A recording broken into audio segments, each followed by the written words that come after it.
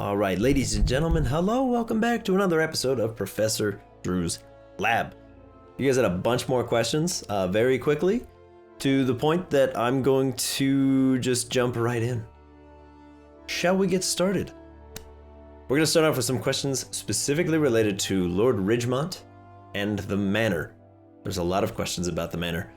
So, here's your spoiler warning. If you haven't seen these episodes, you might want to skip ahead, or just come back to this video when you catch up. Let's get started. D-Swag 2014. Did you expect the Tots to look for anything more in the mansion that you didn't get to use? Yes. Yes, the mansion was very in-depth from a prep standpoint. I had enough to probably do like 3 full group episodes in there, with and without Lord Ridgemont as well. But things wrapped up pretty quickly. Turns out Lord Ridgemont is a very persuasive individual, but the manor itself had a lot of unexplored chambers and rooms. All kinds of stuff in there, not to mention the capabilities of conjuring up whatever somebody thinks of when they are in there. Let's move on. Echo Fanta, Sylvian Blom, and a few others of you asked a variation on this question. Was there any way for CJ to keep the tombstone, or was it something that was discussed with Jordan involving its removal? Let's start from the beginning. Was there a way for CJ to keep the tombstone? Absolutely. There were several ways. I could think of 6. When I was making the session, but I wasn't limiting it to just that. I was very curious to see what the Tots might try. But absolutely, they could have kept the tombstone, gotten everybody out, no harm, no foul. Almost all of those eventualities would have ended up with Lord Ridgemont becoming probably a recurring antagonist, if not a full-on villain. But, you know, that's easy come, easy go with plot lines like that. Sometimes things just wrap up quite quickly, but the short answer is absolutely yes. They could have kept the tombstone, they could have moved on. Jordan and I didn't have a big long conversation about how I'm going to take it away from him or he wanted to get rid of it. It was simply I told both sides, don't give in, and just kind of waited to see what happened.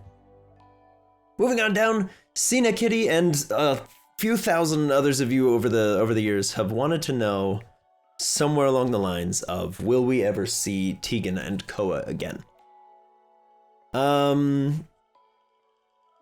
Probably not anytime soon. It would be a lot of legwork to get her back up to speed, and it's somewhat unlikely, but I realize now that a lot of folks don't think to watch like the channel update Q&A that came out in the time if they're just catching up, so it's kind of sudden that Tegan's just sort of gone. But yeah, the short answer there is it is unlikely that we will see Tegan back at the table at least full time. We would need a lot of like actual infrastructure. We need a bigger studio to fit another person in there comfortably. We've already got poor Devin kind of like shoved into the kitty corner back there. We need more mics and stuff, but it's something that we're looking into in the long run, to expand the studio. But to finish off Cena Kitty's question, if we were to see Tegan again, what sort of new Pokemon or information do you think she would have? Again, that's a bit of a hypothetical, kind of hard to answer, but it wouldn't be the case that we would just plop her back in if she were to rejoin.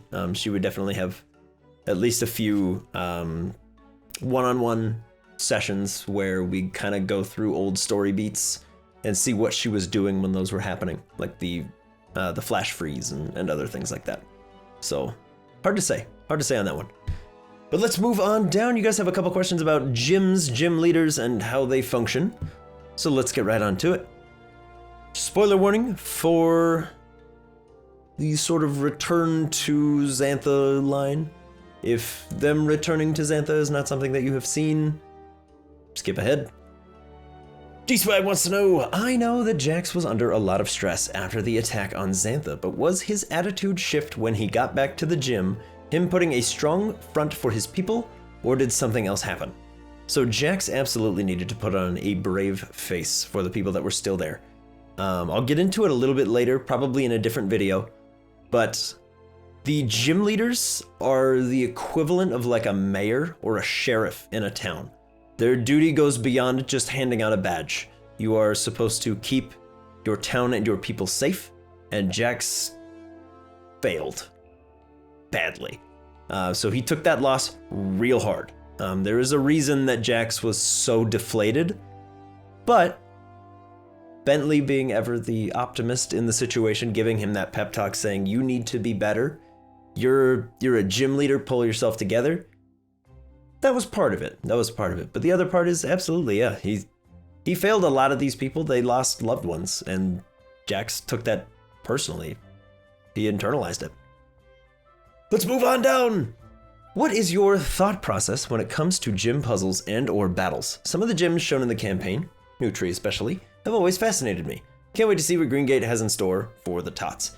So the gyms have a very simple line of creation.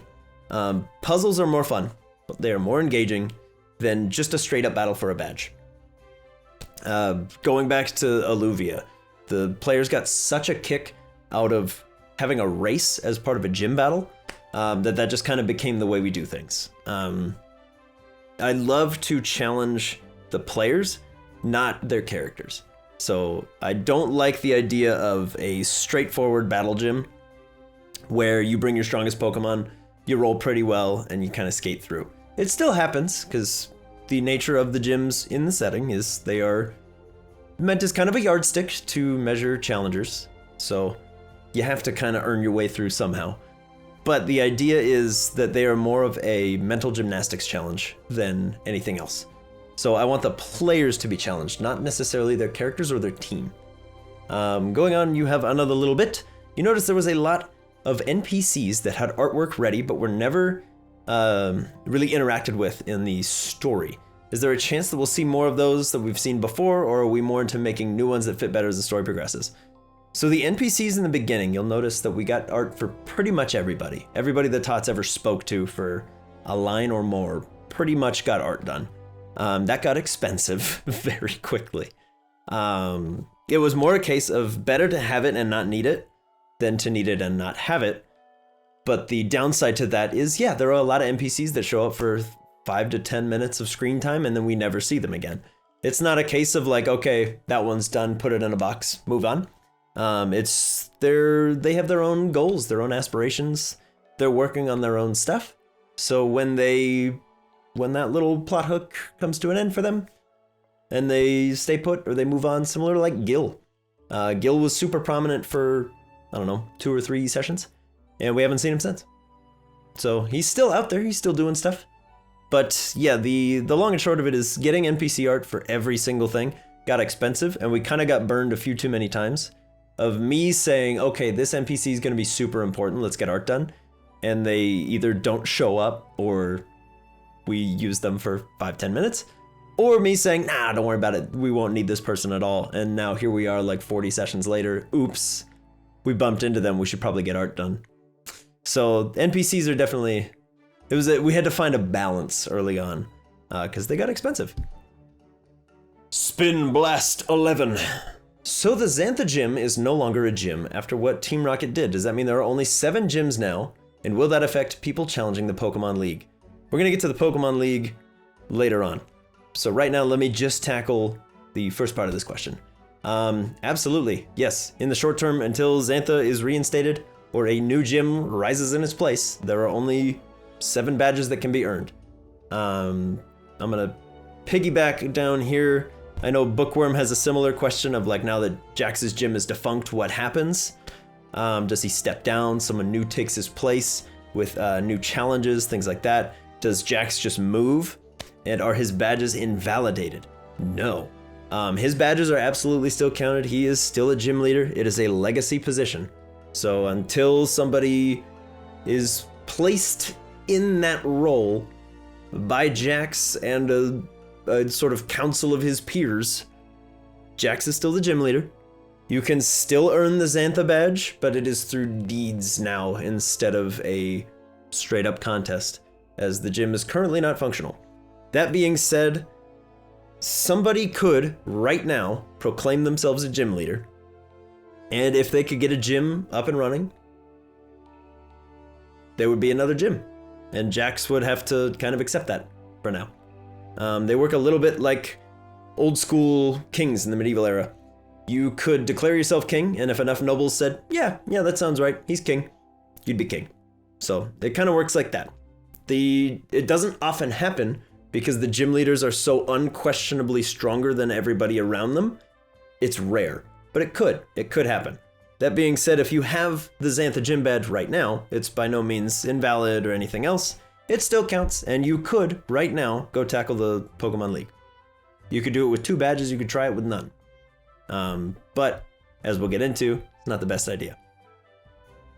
Alright, moving on down. Reptile Xeno. This is probably a question that has the same answer as the wild encounter leveling system, but because the Tots can visit the gyms in any order, how would you make it so say they could fight the 8th gym instead of the 1st but still stand a small chance?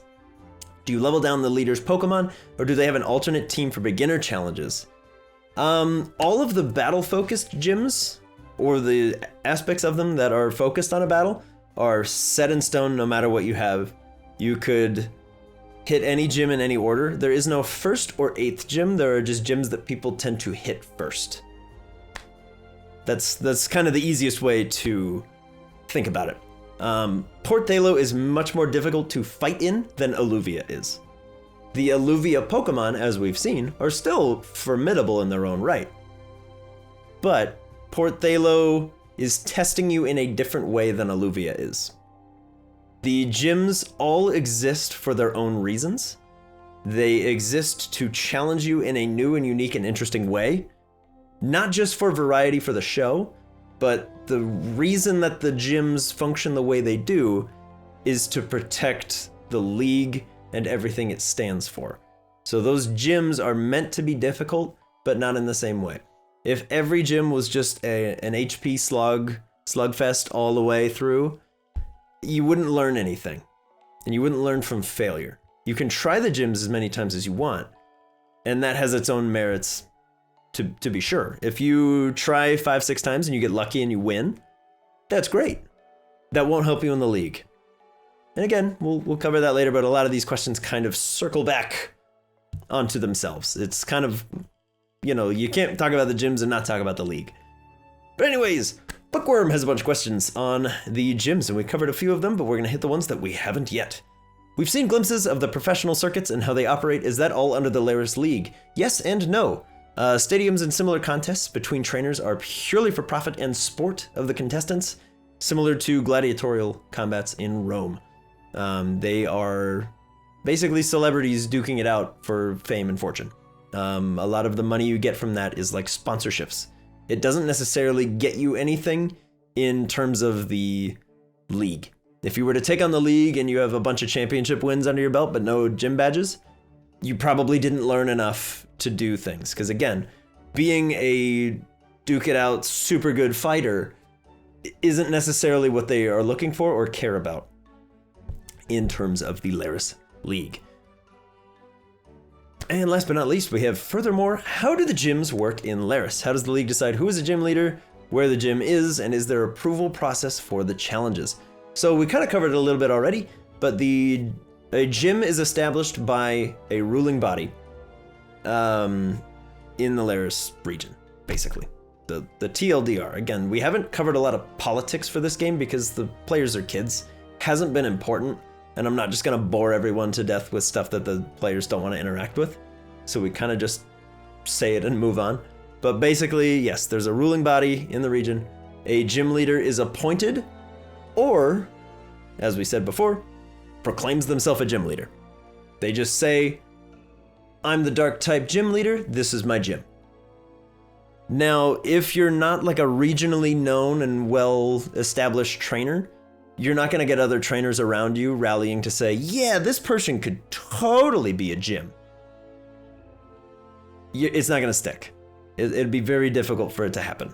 Typically, the sort of ruling body, similar to Diego's situation, if a gym is left vacant but established and then damaged, like the Watalonga flooding, Diego rose to the occasion, started rebuilding, he brought his sister in, they brought in London and Ty.